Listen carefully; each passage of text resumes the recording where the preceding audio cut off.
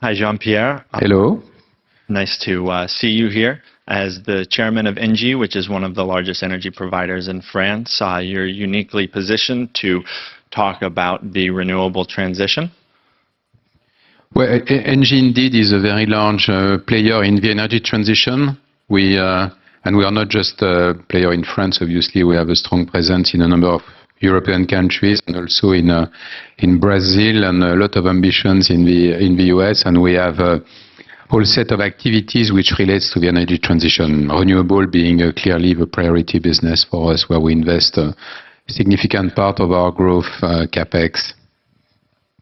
So currently, where do you see we are at with the energy transition, and where do you see it going in the medium term, the next 5 years? Well, that's not an easy question, because we are currently, Europe, and I will focus my answer on Europe, although I can make specific comments regarding other countries. But Europe has started with a Green Deal and a number of initiatives, an acceleration in the energy transition, and then we were impacted by the Ukrainian war and its consequences. But mostly the Ukrainian war is leading us to accelerate the energy transformation, because it shows that supply of fossil fuel, fossil gas in this case, is not as easy as some people thought. And the answer to this crisis was again to accelerate the energy transition. So we see a significant movement for investment in renewable in Europe, with private investors willing to invest as much and as fast as possible, but facing challenges due to regulations, the fact that in some countries the regulatory framework was not as clear and as supportive as possible. But you have the feeling that this is slowly being corrected, and I really expect the continent to make very significant progress in the next 5 years in the direction of a much cleaner, much carbon neutral energy mix. Okay, thank you. So for the energy transition, there's obviously needs to be supply, but there's been a lot of supply chain issues, especially post-COVID. How do you see that developing, and where do you see that going? I think we are starting to face, as you mentioned, significant supply chain issues. If you look at the most important renewable technology, solar, we are very dependent on China. There's not been much difficulties to access solar panel, but prices are very volatile, and that's a challenge for investors, to a point where when you make a commitment to develop a project using a solar panel, you need at the same time to set a price for your for the supply of solar panel. On wind, we've seen a number of suppliers facing a lot of technical difficulties. You probably have in mind the Siemens Energy situation. So that's in some cases slowing down the development of some project. But overall, I tend to think that in an industry which is growing so fast, these type of issues are not so surprising.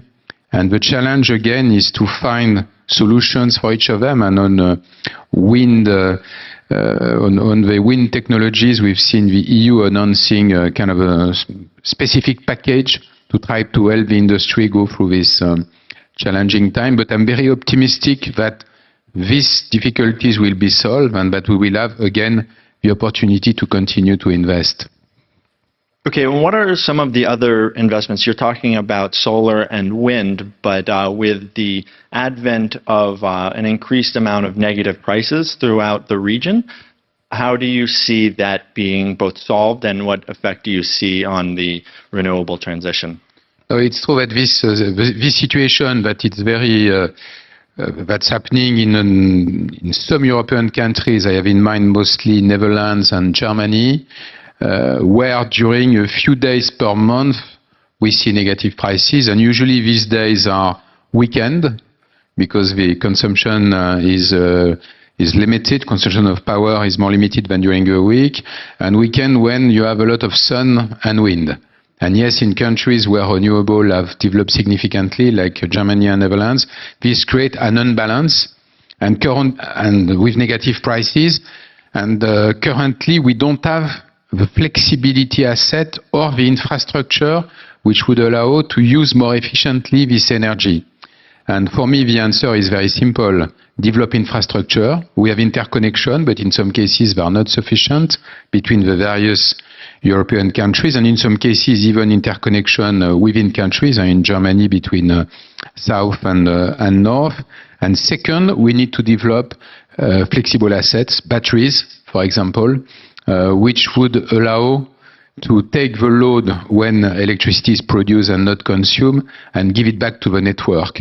And we are insisting at ENGIE, we've made a commitment to develop battery. In fact, we made a pretty significant acquisition in the US some months ago. We acquired a company called Broadridge Power, who has a number of battery projects in some part of the US, and the know-how to use and to interconnect these batteries with the energy grid, and it's a know-how that we want to use in other parts of the world, especially in Europe, and especially in countries where there's less hydropower, because hydro, by its very nature, allows to manage the variability in production and consumption. But countries like Netherlands or Germany, who have very little hydro, again, are exposed to this, to the situations that you've mentioned. So for me, it's more a call for some pretty simple and short-term answer, but not something which create worries for companies like us developing renewable. Okay, so while on the spot side, there's been days of negative prices, the forward side, it has remained stubbornly high. How do you see that changing? When do you see that changing? Well, again, a very complex, simple question, but a pretty complex answer. If you think of gas, and I will comment electricity after that, if you think of gas, we are in a situation where prices today are almost the double of what they were before the war. So units that we are using are complex in gas, but it used to be 20 euro per megawatt hour before for the average of the last 10 years before the Ukrainian crisis. Now it's 45. It was 300 at the end of last summer. So the episode of extreme volatility is behind us. We are not back where it was before, so it's clearly a new, it's probably a new reference that we should keep in mind. In our view, pretty stable looking forward if there is no specific events creating worries on the market. And we feel that the market is pretty nervous these days, and if you have a geopolitical issue regarding some countries who are large LNG producer, or if you have an issue with an infrastructure which is used to liquefy or to carry or to transport gas, we could see a new episode of volatility. But again, we should probably keep in mind that gas will be twice more expensive than it was before the crisis, but at a level which is far from the extreme we've seen. On electricity, the dynamic was a bit different. There was a significant impact on the European market linked to the EDF situation, the French utility, which last year had a number of reliability issues, which left a number of plants offline. So the situation is much better today. We have prices which are very much aligned between Germany and France. Again, prices which are significantly higher than they were before the crisis, but much more stable. So, as we are entering this winter, reasonably optimistic that the current situation will stay during the next months, but we should not consider that we are out of a crisis and that all the problems have been solved. I think that there are still some vulnerability which could impact us if some events were to materialize. It's a bit of a complex answer to your question, but I think this is the reality of the market as we see it today. Sure, thank you. So you talked a lot about gas. What role do you see gas playing in the energy transition? We are talking about the need for flexibility when you have a significant amount of renewable in an energy mix. So the first role of gas will be to bring this flexibility. By the way, at ENGIE, we've changed the name of the business unit who is in charge of our gas generation asset. We call it now flexible generation, and we put within the same business units gas, but also battery storage, because we think that gas will be the main use of gas for the next 10 or 15 years will be to help manage the variability of the renewable production. So that's really, it's what we call it a transition energy. It's probably not there to stay because the EU has a goal of becoming net zero by 2050. So if you are net zero, the role of gas is minimal. But in the meantime, and as we see a significant increase in the production coming from renewable, gas will have an important role to play. But with gas power plant, which will operate differently than they used to, much less hours, and really turning them on when there is a lack of green electricity coming from solar farm or wind farms. Okay, so with gas being obviously giving off carbon, what do you see developing that's not necessarily on the market yet, that might be on the market soon, that could help either fix this issue or maybe change the dynamic of the power supply? I don't think we should think of new technologies coming online. I think we have already all the technologies we need to achieve the 2050 goals that we have in Europe. Nuclear, where it's possible, and the situation is very different from one European country to the next, but in France, nuclear will play a very important role. Renewable, wind and solar, and when I say wind, both onshore and offshore wind has still tremendous development opportunities in Europe. It's already significant in the northern part of Europe, but in countries like France, we are just at the beginning of the development curve for offshore wind. Then you have the renewable gases, the possibility to produce biomethane out of waste. Probably hydrogen, although hydrogen is not an energy source. Hydrogen is a way to transport and to store energy. And gas being used the way I mentioned it, and I hope that coal will move out of the European energy mix as soon as possible. If you think of other new technologies, you can think of SMR. I'm a bit skeptical regarding the role they can play in Europe, maybe in some Eastern European country. I think fusion is probably for the next century, maybe not century, but let's say post-2050. So again, the challenge for the next 20, 30 years is not to look at new technology, is scaling up as quickly as possible what we have today in terms of technologies and adjusting the energy mix of each European country to the I was about to say, to the desire of its citizen. And again, the big difference, and what I'm referring to, is the support or not for nuclear. It's very impressive to see that two countries which are very close by, France and Germany, have a very different view on nuclear. And that explains why energy mix is not is not an EU responsibility. It's something which stays with member states. But depending on whether you accept nuclear or not, you end up with a bit of a different energy mix. At the end of the day, seeing it at the country level or at EU level, nuclear and renewable are very complementary. I don't see any competition between the two. I think we need to develop renewable as quickly as possible and nuclear with its limits also as quickly as possible. Okay, great. Thank you.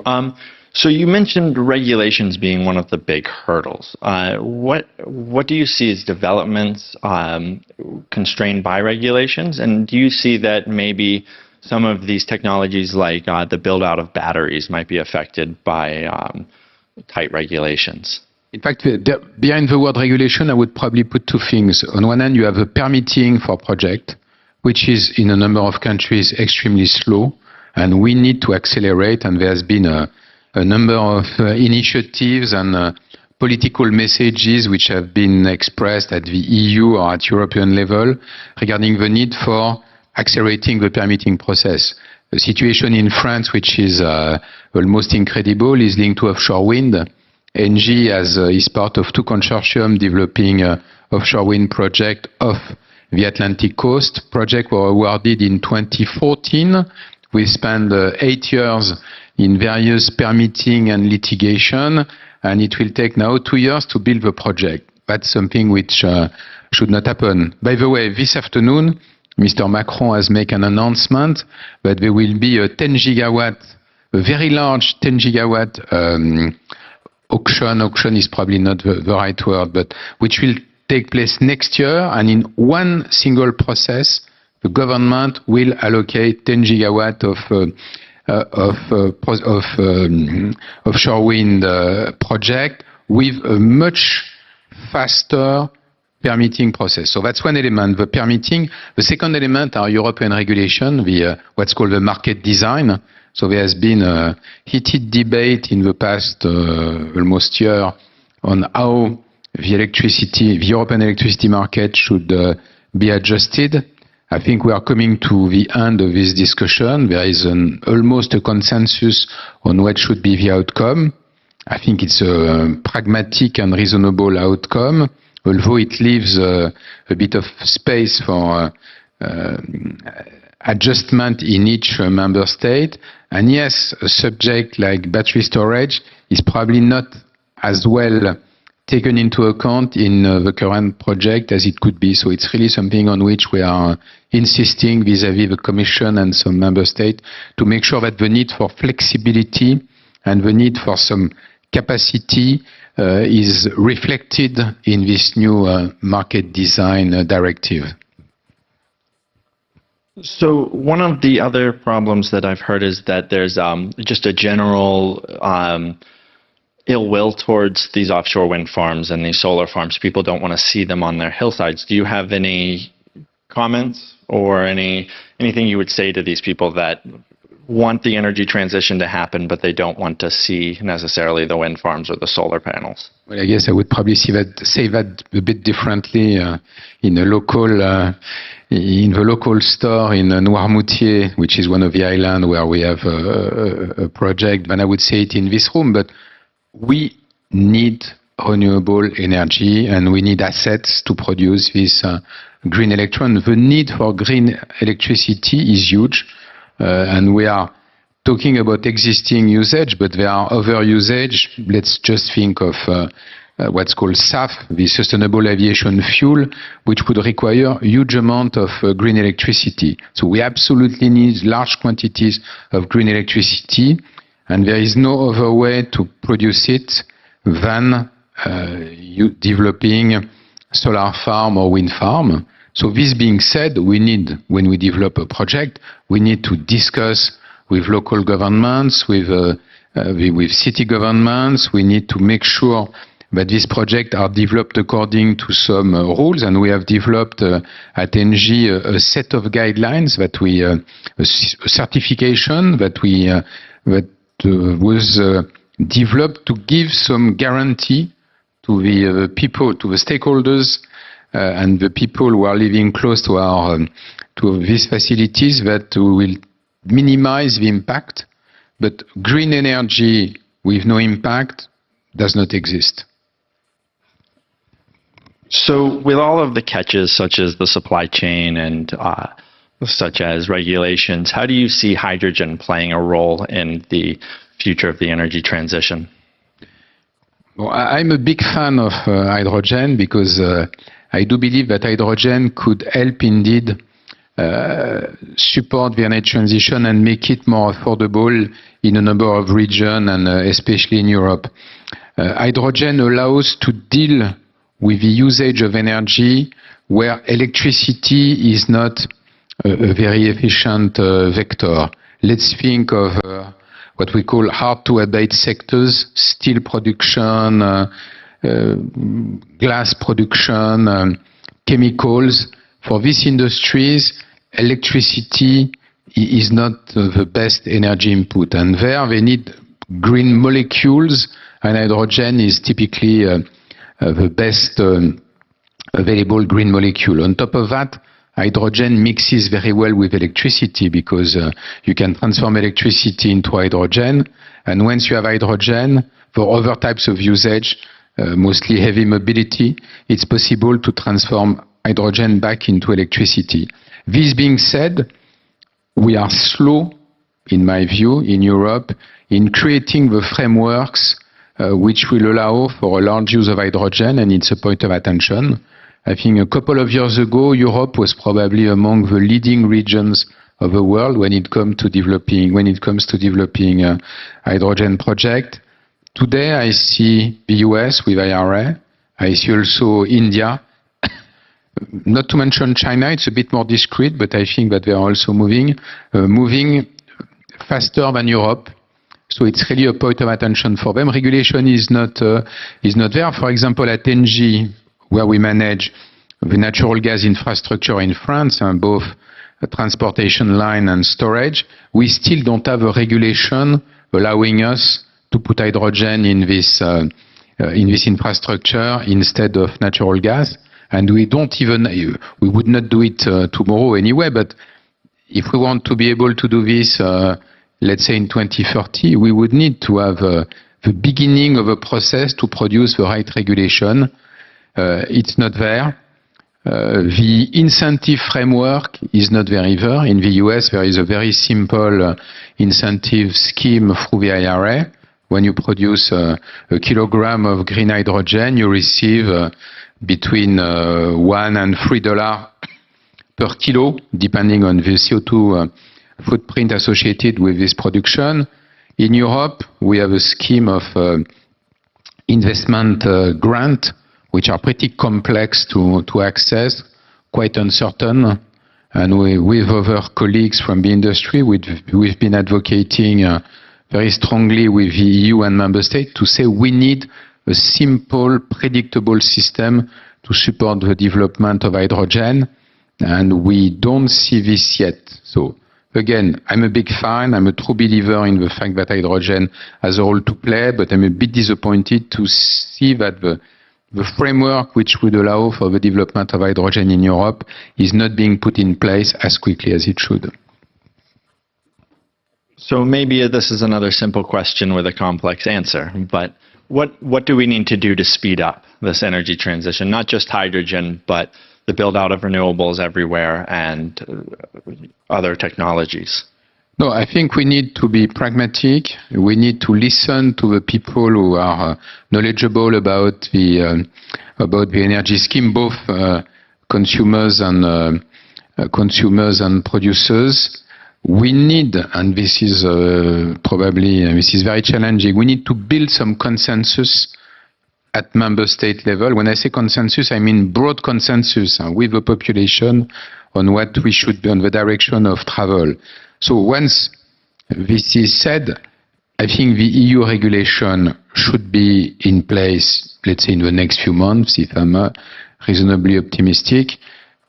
We continue to have some hurdles regarding permitting that needs to be solved, and what I was mentioning about France and offshore wind is, for me, looks like good news. We need to make sure that we have strong EU suppliers for these renewable technologies, and a few of the current EU suppliers are facing difficulties, so we need to help them go through this tough time. So a lot of actions, but again, I don't think that we have any other choices than investing massively in renewable, and I think that the conditions are slowly being put in place to increase quite significantly the amount of production coming from renewable sources. Okay, thank you. Since we're running really low on time, is there any closing comments that you'd like to make on where the energy transition is going? No, again, I think and I take the European perspective, but it's probably not very different if I was to take a global perspective. I think fight against climate change is an absolute priority. I think energy transition is probably one of the strongest tools to deal with the mitigation aspect of the fight against climate change. And their direction of travel is very strong investment in renewable, without forgetting that infrastructure and flexibility assets are very important because renewable are by nature intermittent energy sources. But very convinced, I mean, ENGIE is investing every year currently about 4 billion euro in renewable, and the overall European private sector is investing massively into this energy transition. Okay, great. Thank you so much. Thank you.